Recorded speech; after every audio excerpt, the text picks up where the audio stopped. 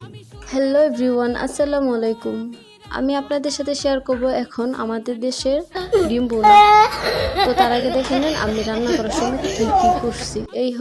এখন কি আমি হাসবো নাকি কাঁদবো বুঝতেছি না। এখন আমরা রান্না শুরু করি। তো এখন আমি প্যান দিছি, প্রথমে একটা প্যানটা গরম হওয়ার পরে এখানে দিয়ে দিছি পরিমাণ মতো তেল। এখন তেলটা গরম হওয়ার আগ পর্যন্ত বসবো, তারপর দিয়ে দিব পেঁয়াজগুলো ভাজতে থাকবো। যতক্ষণ না পেঁয়াজগুলো ব্রেস্তা হয় ততক্ষণ দিয়ে থাকবো। এখন আমার পেঁয়াজ ভাজা হয়ে গেছে, তো পেঁয়াজটা একটু লাল লাল করে ভাজছি। ভাজার কারণ হলো তরকারির কালারটা অনেক সুন্দর হবে সেজন্য। তো এখন আমি দিয়ে দিয়েছি পরিমাণ মতো পানি। এখন আমি একে একে করে সব মশলা অ্যাড করব। তো আমরা কি মশলা দিয়ে এই ডিম ভুনা করি সেটাই আপনাদের সাথে শেয়ার করলাম আজকে। তো এখানে আমি বেশি কোনো মশলা দিব না, শুধু এখানে দিয়ে দিয়েছি জিরা বাটা, সামান্য একটু জিরা বাটা দিছি। তারপরে দিব হলুদ, তাও পরিমাণ মতো। আপনি ডিম যতটা দিবেন সেই অনুযায়ী হলুদ দিবেন। তো আমি এখানে হলুদ দিয়ে দিছি পরিমাণ মতো। তারপরে দিব মরিচের গুঁড়ো, আপনারা জাল যে যতটুকু পছন্দ করেন। তো ডিম ভুনাতে একটু জাল হলে ভালো লাগে, সেজন্য আমি এখানে অনেকটাই মরিচ দিছি, যেমন 1 চামচের মতো লাল মরিচ দিলাম। তারপরে লবণ দিব, ব্যাস। এখন মশলাটা খুব ভালো করে কষাবো।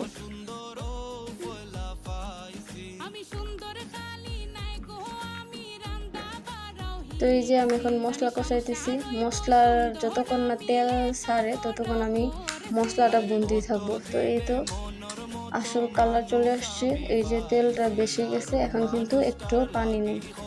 এরকম করে মশলাটা কষলে কি হয়, তরকারির কালারটা সুন্দর আসে আর খেতে ভালো লাগে।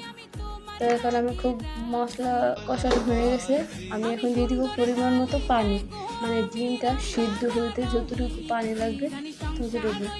তো আমি এখন পানি দিয়ে দিচ্ছি, একটু নাড়া দিয়ে ঢেকে দিব যতক্ষণ না পানিটা বলক আসে, ততক্ষণ পর্যন্ত আমি ঢাকনা দিয়ে ঢেকে রাখবো পানিটা বলক হওয়ার আগ পর্যন্ত।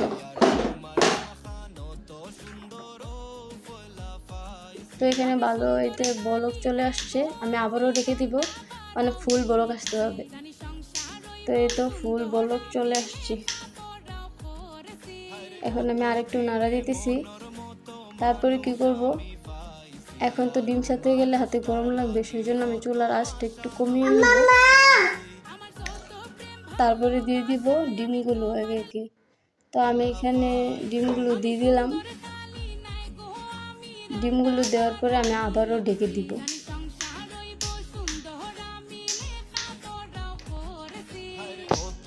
তো আমার ডিমগুলো দেওয়া শেষ হয়ে গেছে, এখন আমি ঢেকে দিব।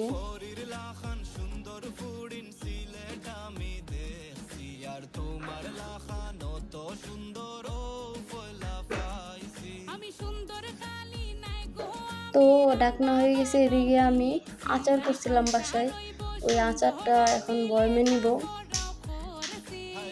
এই যে আচার আগে কি করছি, একটু তেল নিলাম বয়মে, তারপর আমি বয়মটা একটু ভালো করে একটু সরিষার তেল নিছি, তাও আচারের তেলই। তারপর আমি বয়মটা সুন্দর করে গুছিয়ে দিলাম, মানে একটু নেড়ে চেড়ে একটু তেলটা বয়মের গায়ে লাগিয়ে নিয়েছি আর কি, যাতে সাইডে আচারটা নষ্ট হয়। তো আমার আচার বয়মে করা হয়ে গেছে। এখন আমি টিস্যু পেপার দিয়ে ভালো করে মুছে নেব, যাতে সাইডে যে তেলগুলো আটকাইছে ওগুলো মুছে এই যে ঢাকনা দিয়ে দিলাম। এই হলো আমার আচারের ফাইনাল লুক। তো এই তো আমার আচার বড়া শেষ হয়ে গেছে বয়মে। তো এই তো অল্প একটু আচার হয়েছে, সেই বেশি না। তো এদিকে আবার রান্নায় চলে আসলাম। তো এখানে পানিটা কিন্তু হালকা সিদ্ধ হয়ে গেছে, মানে ডিম সিদ্ধ হয়ে গেছে, পানি একটু একটু রয়েছে আর কি। তখন আমি ধনিয়া পাতা আর কাঁচামরিচ ফালি দিয়ে দিছি।